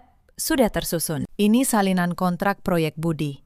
Ini asuransi kecelakaannya. Dan ini salinan rekening koran dari beberapa akun terkait. Aku melihat angka, tanggal, dan tanda tangan. Setelah Budi meninggal, ada sejumlah uang ditarik sangat cepat. Santunan dari kantor ditransfer ke rekening atas nama Ibu Suryani. Polis asuransi sedang diklaim, tetapi perwakilannya Mas Dharma. Bahkan ada surat kuasa yang belum pernah kulihat, menyatakan Budi setuju kakaknya mewakili. Tanda tangan di bawahnya sekilas mirip tulisan Budi, tapi semakin kuperhatikan, semakin terasa janggal. Aku menunjuk surat itu. Tanda tangan ini tidak bersih seperti tanda tangan Mas Budi. Pak Hartono setuju. Aku juga merasa begitu. Ini perlu diperiksa ahli. Tapi setidaknya ini menunjukkan ada yang sudah menyiapkan semuanya dengan rapi. Aku merinding. Sejak Budi tiada hingga aku diusir. Semuanya terjadi begitu cepat dan mulus. Seperti skenario yang sudah dilatih. Rasa sakit masih ada. Tapi di atasnya mulai tumbuh sesuatu yang lebih keras dan dingin. Aku mengangkat wajah. Suaraku gemetar. Tapi setiap kata jelas. Jika Bapak mau membantu saya tidak butuh 10 miliar itu. Saya hanya ingin tahu siapa yang menyebabkan kematian suami saya. Dan semua yang menjadi hak anak saya akan saya ambil kembali untuknya. Pak Hartono menatapku beberapa detik, lalu menundukkan kepala perlahan. Baik, tapi ingat, sekali melangkah, kamu tidak bisa mundur. Akan ada yang menangis memohon, ada yang mengancam, ada yang memfitnahmu lebih parah. Kalau kamu lemas sekali saja, mereka akan menggigitmu 10 kali lebih dalam. Aku menarik napas. Wajah Budi. Pesannya agar aku menjaga anak kami. Semua menyatu menjadi satu jawaban. Saya sudah tidak punya apa-apa lagi untuk kehilangan. Tapi anak saya punya masa depan panjang. Saya tidak bisa membiarkan hidupnya dimulai dengan sebuah fitnah. Bibir Pak Hartono sedikit terangkat, membentuk senyum dingin. Kalau begitu, bagus. Mulai besok, kita tidak lagi meminta keadilan. Kita akan menyeret mereka satu persatu turun dari kursi mereka. Keesokan paginya, ia menyiapkan mobil untuk mengantarku kembali ke rumah keluarga Santoso. Sebelum berangkat, ia meletakkan sebuah kancing baju hitam kecil di atas meja. Di dalamnya, ada alat perekam. Kamu tidak perlu melakukan apa-apa. Biarkan mereka bicara sendiri. Orang serakah. Kalau sudah disentil soal uang, biasanya tidak bisa menjaga mulut. Aku menatap kancing itu. Telapak tanganku dingin. Tapi, aku mengangguk. Kepulanganku kali ini bukan untuk memohon, melainkan untuk menyingkap secuil tabir kebenaran. Pak Hartono mengatur 2 orang mengikuti dari jauh. Kalau merasa tidak aman, letakkan tangan di perutmu 3 kali. Orangku akan langsung masuk. Gerbang rumah keluarga Santoso masih sama. Hanya di mataku, kini terlihat seperti mulut perangkap yang pernah menelanku. Aku menekan bel. Rina keluar membuka pintu. Begitu melihatku, wajahnya berubah. Ia berteriak ke dalam, "Bu!" Dia kembali.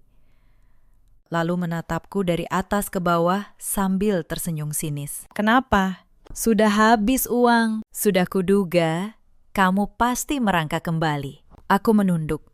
Berpura-pura lelah. Sebenarnya aku tidak perlu berakting. Wajahku memang sudah pucat. "Izinkan aku bertemu ibu sebentar. Ada yang ingin kumohon." Rina membuka pintu. Mungkin ingin melihat betapa menyedihkannya aku. Ibu Suryani sedang minum teh di ruang tamu. Melihatku masuk, ia meletakkan cangkirnya. Suaranya tajam.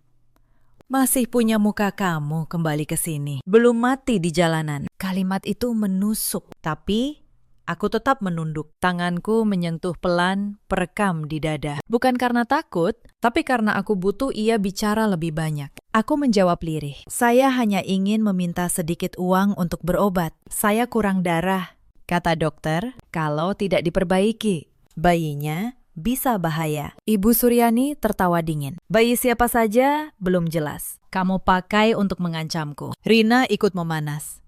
"Jangan didengarkan, Bu.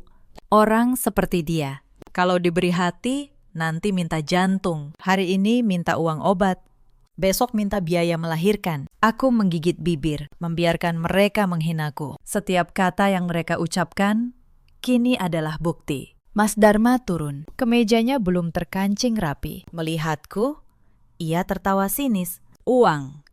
Sampai mati pun, jangan harap dapat. Kamu sudah tanda tangan surat, masih mau kembali mengemis." Aku mengangkat wajah. "Mas, saya tidak meminta bagian saya, tapi Mas Budi meninggal. Dari kantornya ada santunan, asuransi juga ada. Saya hanya minta sedikit untuk periksa kandungan. Anak ini anak Mas Budi." Begitu mendengar kata asuransi, mata Mas Dharma berubah. Ia melirik Ibu Suryani, yang wajahnya ikut menegang. Aku melihat momen itu. Jantungku berdebar. Aku melanjutkan. "Dan proyek terakhir Mas Budi sebelum meninggal. Dia pernah bilang kalau proyek itu selesai, akan ada bagian untuk saya dan anak kami." Ibu Suryani tiba-tiba menggebrak meja. Cangkir tehnya bergetar. "Berani-beraninya kamu menyebut uang itu di hadapanku. Uang itu milik keluarga ini. Dia sudah mati. Jadi, hartanya milikku, milik kakak dan adiknya. Kamu itu siapa?" Ruangan hening sejenak.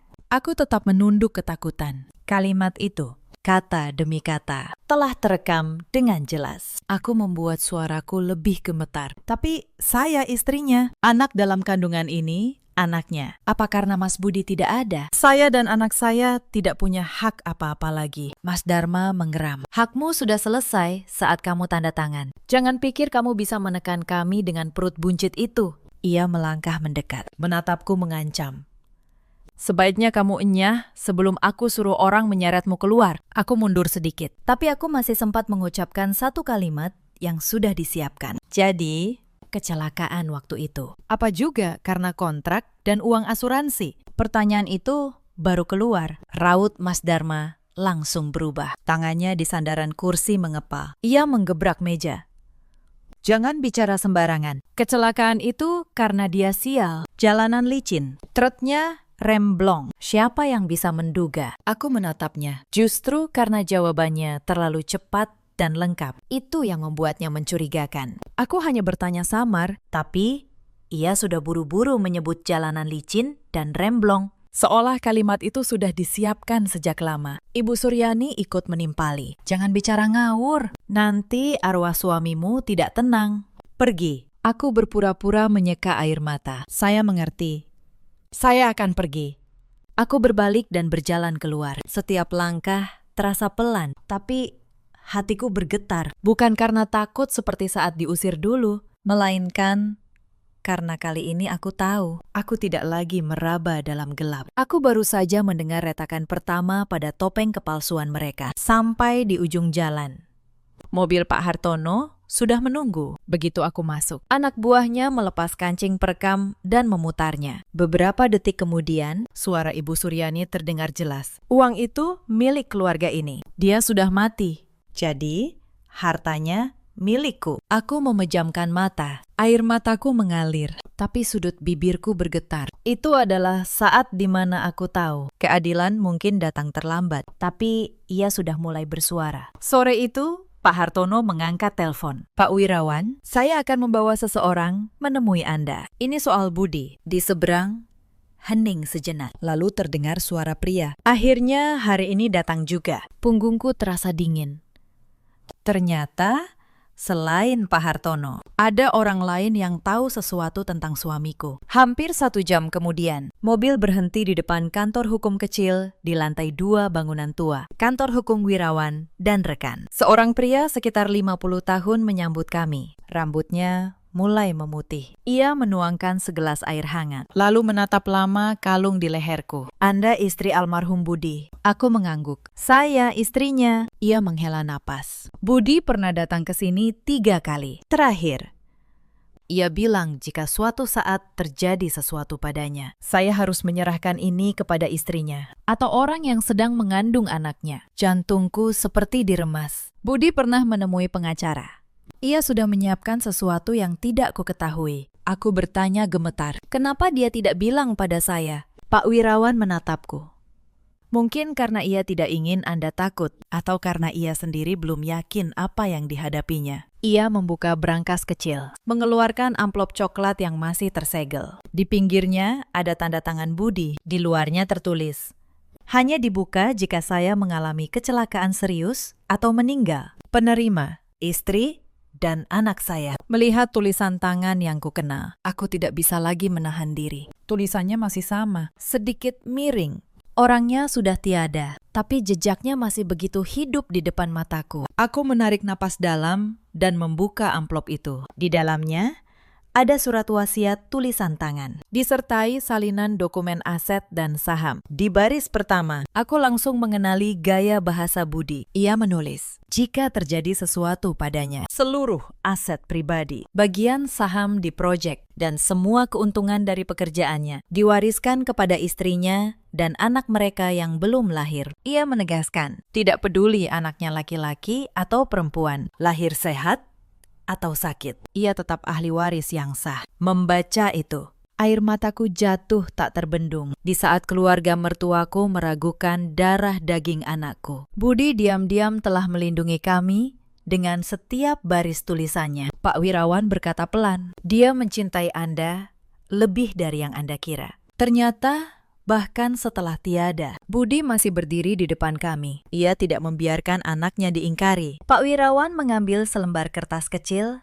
yang terselip di akhir surat wasiat. Yang ini, Tolong dibaca baik-baik. Aku menyeka air mata. Hanya satu kalimat pendek. Tapi membuat seluruh tubuhku membeku. Jika terjadi sesuatu padaku, tolong periksa kembali kontrak proyek bulan Juli. Terutama adendum perubahan rute transportasi. Aku membacanya berulang. Darahku seolah berhenti mengalir. Budi tidak hanya menyiapkan surat. Ia meninggalkan sebuah petunjuk. Pak Hartono langsung menelpon orangnya. Cari kontrak bulan Juli. Temukan adendum perubahan rute. Versi sebelum dan sesudahnya. Aku butuh hari ini juga. Sekitar setengah jam kemudian, hasil pindaian dikirim. Di layar muncul 2 adendum kontrak yang hampir identik. Bedanya hanya satu. Rute transportasi untuk pengiriman dokumen dan material diubah saat Pak Hartono memperbesar peta. Titik perubahan itu adalah jalanan sepi, tempat Budi mengalami kecelakaan. Aku menatap layar, napasku tercekat. Ini bukan lagi kecurigaan samar. Seseorang telah mengarahkan Budi melewati tempat kejadian itu. Perubahan kecil di atas kertas, tapi cukup untuk mengirim suamiku ke pintu kematian. Pak Hartono menatapku. Suaranya berat. Suamimu sebelum meninggal sudah tahu ia sedang dalam bahaya. Aku duduk mematung. Kalimat itu merobek harapan terakhirku bahwa semua ini hanya kebetulan. Budi sudah curiga, sudah berjaga. Tapi ia tetap tidak bisa lolos. Aku memeluk surat wasiat itu di dada. Aku sakit karena sadar di hari-hari terakhirnya. Ia mungkin harus berjuang sendirian, melawan ketakutan, dikhianati oleh orang-orang di sekitarnya. Surat wasiat di tanganku bukan hanya dokumen waris. Itu adalah lentera pertama yang menyorot ke dalam kegelapan yang keluarga Santoso kira sudah mereka kubur selamanya. Pak Hartono mengantarku kembali, menyuruhku istirahat. Tapi ia sendiri tidak berhenti. Sepanjang malam, teleponnya berdering. Orang-orangnya disebar mencari sopir truk, melacak riwayat transfer, dan memeriksa perusahaan terkait kontrak. Periksa lagi aliran dananya. Ambil akta pendirian perusahaannya. Jangan sampai dia kabur. Menjelang tengah malam, ia masuk dengan setumpuk kertas baru. Wajahnya lebih dingin dari biasanya. Kamu harus siapkan mental. Masalah ini lebih dalam dari yang kita duga. Ia membuka halaman pertama. Itu rekening koran sopir truk. 3 hari sebelum kecelakaan, rekeningnya menerima sejumlah besar uang dalam 3 kali transfer. Pengirimnya bukan nama asli, melainkan melalui rekening perantara yang terhubung ke sebuah perusahaan bernama PT Anugrah Jaya. Pak Hartono mengetuk nama itu. Perusahaan ini hampir tidak punya kegiatan. Kantornya kosong. Karyawannya fiktif. Ini perusahaan cangkang. Aku melihat kertas itu. Kepalaku pusing. Perusahaan cangkang, sopir yang menghilang, transfer uang sebelum kecelakaan. Aku bertanya lirih, perusahaan itu milik siapa? Ia membuka halaman berikutnya, menunjukkan salinan kepemilikan saham. Aku menunduk melihatnya, dan saat itu juga jantungku serasa berhenti. Nama salah satu pemegang saham tercetak jelas. Rina Santoso. Tenggorokanku kering. Rina, adik ipar yang tersenyum sinis saat aku diusir, yang meragukan kandunganku. Ternyata namanya tercantum di perusahaan cangkang yang terkait transfer uang kepada supir truk. Aku tergagap. Tidak mungkin Rina, bahkan saat mengatakannya. Aku merasa kalimatku terdengar lemah. Pak Hartono berkata pelan. Orang paling berbahaya terkadang bukan yang paling banyak bicara, tapi yang berdiri di belakang, berpura-pura tidak tahu, padahal namanya ada di tempat yang tepat. Aku teringat tatapan Rina malam itu. Bukan tatapan adik yang kehilangan kakaknya, melainkan tatapan puas melihatku kehilangan segalanya. Ia membalik halaman lain. Kali ini, foto seorang pria berpakaian rapi. Di belakang Anugrah Jaya ada orang lain. Namanya Iqbal, direktur perusahaan saingan yang pernah bersaing sengit dengan Budi untuk kontrak itu. Aku mencoba mengingat. Budi pernah pulang sangat larut, wajahnya lelah. Aku bertanya, ada apa? Ia hanya bilang, ada yang tidak ingin Mas mendapat proyek ini. Waktu itu aku tidak bertanya lebih jauh. Iqbal pernah kalah tender dari Budi. Lanjut Pak Hartono. Jika Budi menyelesaikan proyek itu, Iqbal kehilangan uang dan reputasi. Motifnya jelas. Aku membeku. Di satu sisi, Ada saingan bisnis yang ingin menyingkirkan suamiku. Di sisi lain, ada keluarga mertua yang menunggu ia tiada untuk merebut harta. Dua pihak yang tampak tidak berhubungan. Akhirnya bertemu di satu titik. Kematian Budi.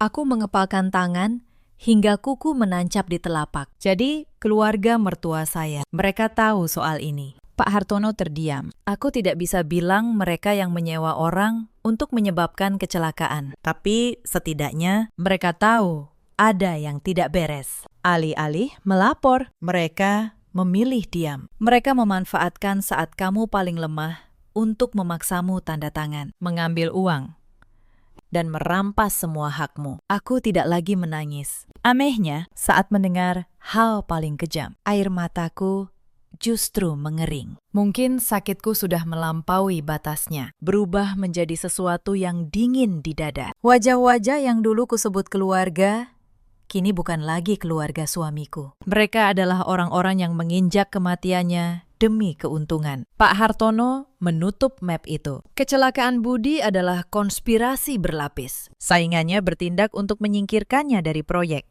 Keluarga mertuamu tahu ada masalah, tapi memilih menutupi, mengambil keuntungan, dan menyingkirkanmu dari permainan. Aku meletakkan tangan di perut. Aku berkata sangat pelan, tapi suaraku terdengar mendingin. Kalau begitu, tidak ada satupun yang boleh lolos. 3 hari kemudian, semua bukti terkumpul dalam satu map tebal. Rekaman suara, surat wasiat Budi, adendum perubahan rute, rekening koran, sopir truk, dokumen PT Anugrah Jaya, dan catatan semua uang yang diam-diam diterima keluarga mertua. Pak Wirawan memeriksa setiap lembar, menandai setiap kejanggalan. Pagi itu, ia dan Pak Hartono menyerahkan berkas itu ke pihak berwajib. Aku tidak ikut.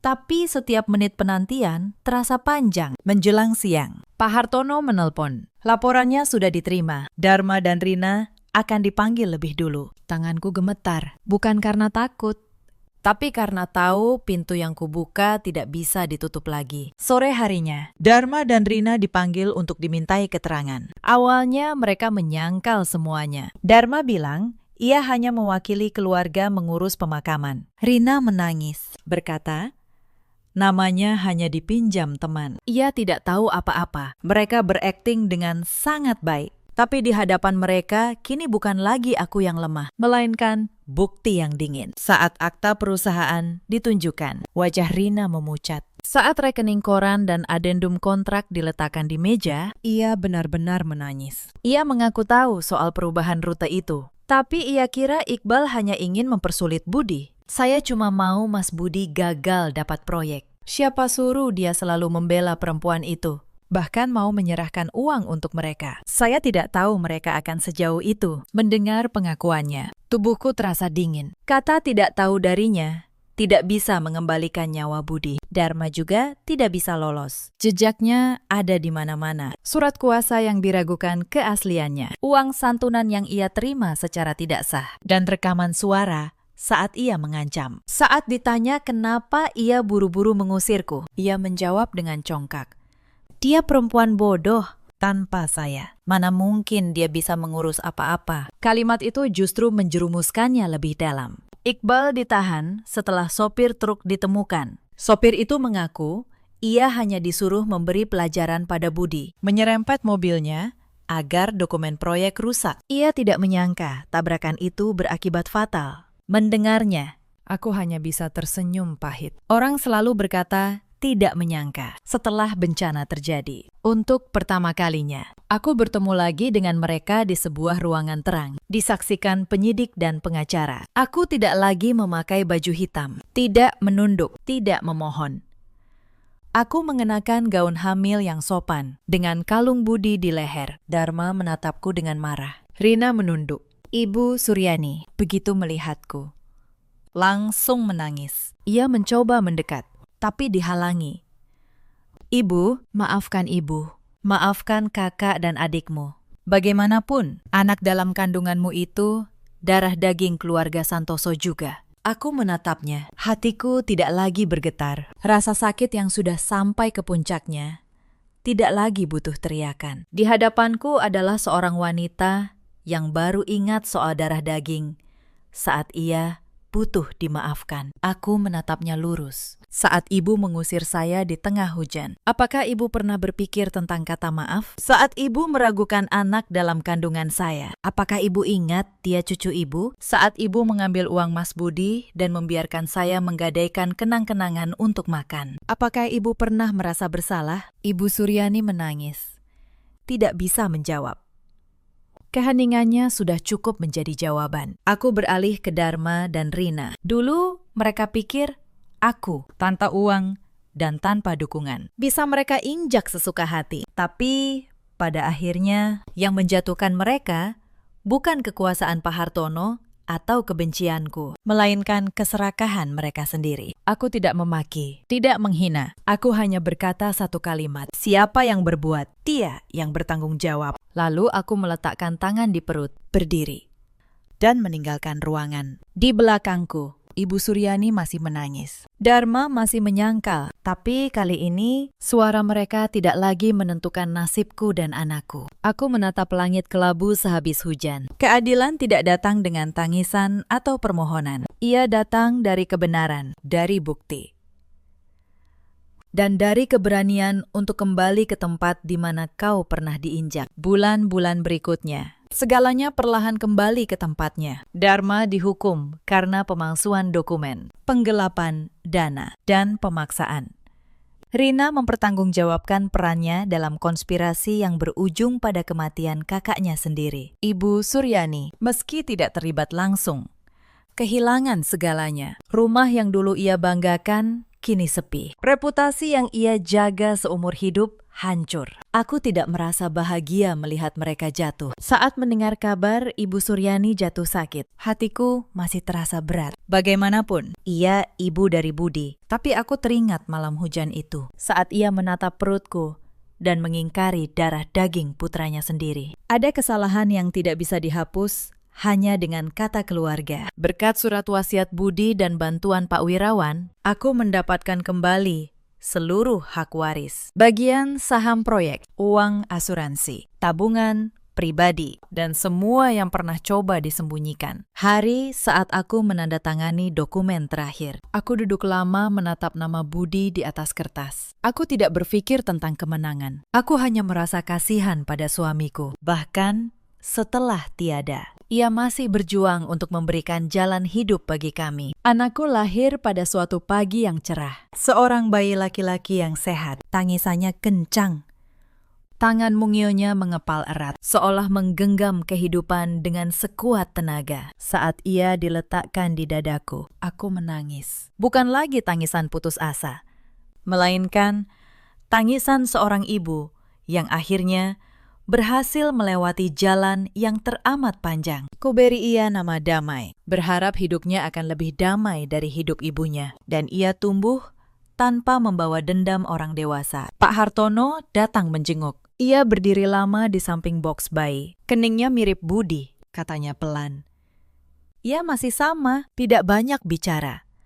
Tapi tatapannya saat melihat anakku jauh lebih lembut. Mungkin baginya, menolong kami bukan hanya soal membayar utang budi, tapi juga cara menjaga kenangan persahabatan masa mudanya. Setelah pulih, aku mengambil keputusan yang mengejutkan banyak orang. Aku menggunakan sebagian harta peninggalan Budi untuk mendirikan sebuah yayasan atas namanya. Yayasan Budi Luhur. Yayasan ini membantu anak yatim yang kehilangan sandaran. Seperti anakku yang nyaris terlahir tanpa nama baik. Juga membantu perempuan yang diusir dan mengalami kekerasan dalam rumah tangga. Aku melakukannya bukan agar dipuji. Aku hanya berpikir, jika Budi masih hidup, ia pasti akan melakukan hal yang sama. Saat peresmian yayasan, aku menggendong Damai di depan banyak orang. Di leherku, kalung perak kusam itu masih melingkar. Liontin burungnya menempel di dekat jantung. Ia bukan lagi benda yang pernah kugadaikan karena putus asa. Ia adalah saksi perjalanan hidup, pengingat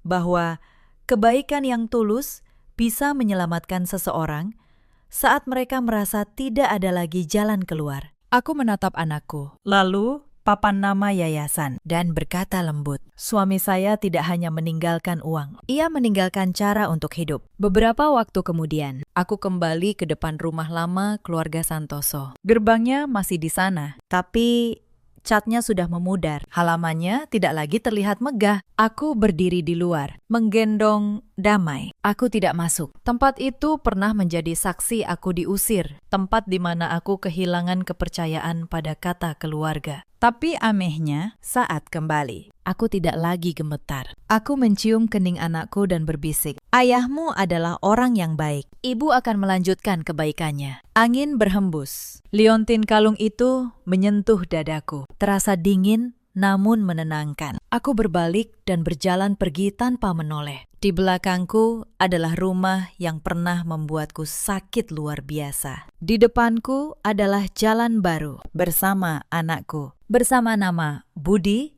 yang kuabadikan dalam kebaikan. Cerita ini mengajarkan kita satu hal. Ikatan darah tidak serta-merta membuat orang menjadi baik. Dan keserakahan bisa membuat keluarga lebih dingin dari orang asing. Jangan pernah meremehkan seorang perempuan hanya karena ia sedang lemah. Dan jangan pernah mengira kebenaran bisa dikubur selamanya hanya karena saksinya telah tiada. Ada banyak perempuan di luar sana yang seperti aku dulu, diusir di saat paling rapuh. Dipaksa menandatangani surat yang tidak mereka pahami, lalu difitnah agar tidak ada yang percaya. Ada juga para suami seperti Budi yang mencintai dalam diam dan menyiapkan perlindungan jauh sebelum bahaya datang. Dan ada pula para ibu mertua yang karena takut kehilangan harta, tega mengingkari darah daging sendiri. Dalam hidup, kita selalu punya pilihan. Kita bisa membiarkan luka mengubah kita menjadi sepahit orang yang melukai kita, atau memilih untuk tetap menjadi orang baik